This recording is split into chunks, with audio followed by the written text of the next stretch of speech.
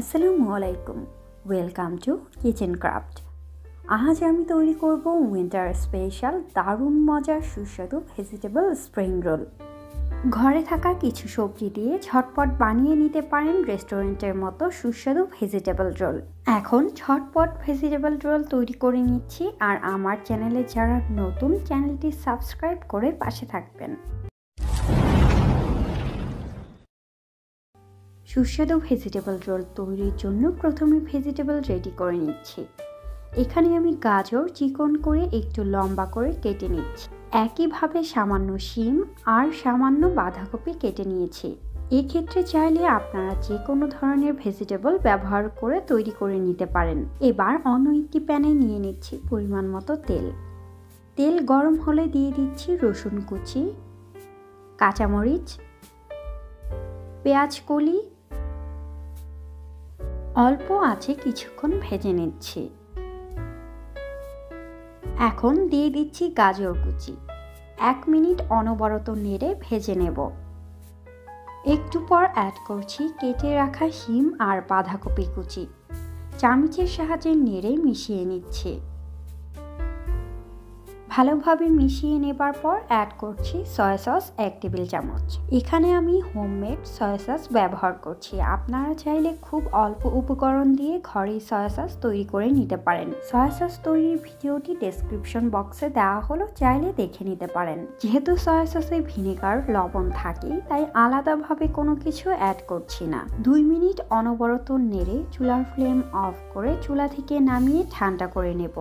এখন একটি বাটিতে নিয়ে নিচ্ছি 2 টেবিল চামচ ময়দা আর অ্যাড করছি সামান্য পানি। এখন খুব ভালোভাবে মিশিয়ে পাশে রেখে দিচ্ছি। এর মাঝে সবজিটাও ঠান্ডা হয়ে এসেছে। এখন রোল তৈরি করে নেব। রোল তৈরির জন্য এখানে বাসায় তৈরি শীট ব্যবহার করছি, আর এখানে রোল তৈরির জন্য শীটটাকে আমি 4 কোণা করে কেটে নিয়েছি। এবার শীটের এক পাশে তৈরি করে রাখা ভেজিটেবল নিয়ে নিচ্ছি। এখন হাতের সাহায্যে খুব ভালোভাবে ভাঁজ করে নিচ্ছি। একটু খেয়াল করলেই এভাবে তৈরি করে নিতে পারবেন। একদম শেষ পর্যায়ে এসে অ্যাড করছি ময়দার মিশ্রণ। এটা আঠার মতো কাজ করবে, আর তেলে দেবার পর ভাঁজগুলো খুলে যাবে না। আপনারা চাইলে বাসায় খুব সহজেই এই রোল শীট বা র্যাপার বানিয়ে নিতে পারবেন, অথবা চাইলে সুপার শপগুলো থেকেও নিতে পারবেন। একইভাবে আমি সবগুলো রোল তৈরি করে দেখাচ্ছি। এভাবে করে ফ্রোজেন করে রাখতে চাইলে রোলগুলো তৈরি করে নেবার পর বড় প্লেট অথবা ট্রেতে রেখে উপরে প্লাস্টিক র্যাপার দিয়ে ঢেকে 30 মিনিটের জন্য ডিপ ফ্রিজে রেখে দিতে হবে। আধা ঘন্টা পর বের করে জিপলক ব্যাগ অথবা পলিথিন ব্যাগে করে রেখে দিতে পারবেন 1 মাসের জন্য। আর ফ্রোজেন রোলগুলো ভাজার 10 মিনিট আগে অবশ্যই নরমালে রেখে ভেজে নেবেন। ভেজিটেবল রোলগুলো রেডি, এখন ভেজে নেব। তেল গরম হয়ে আসলে রেডি করে রাখা রোল দিয়ে দিচ্ছি। খুব বেশি সময় নিয়ে ভাজার প্রয়োজন হবে না, কেননা ভেতরের সবজিগুলো ভাজা রয়েছে।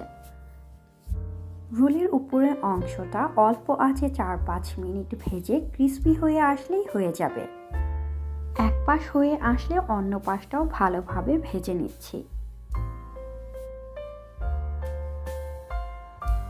2 পাশ একটু সময় নিয়ে খুব ভালোভাবে ভেজে উঠিয়ে নিচ্ছি।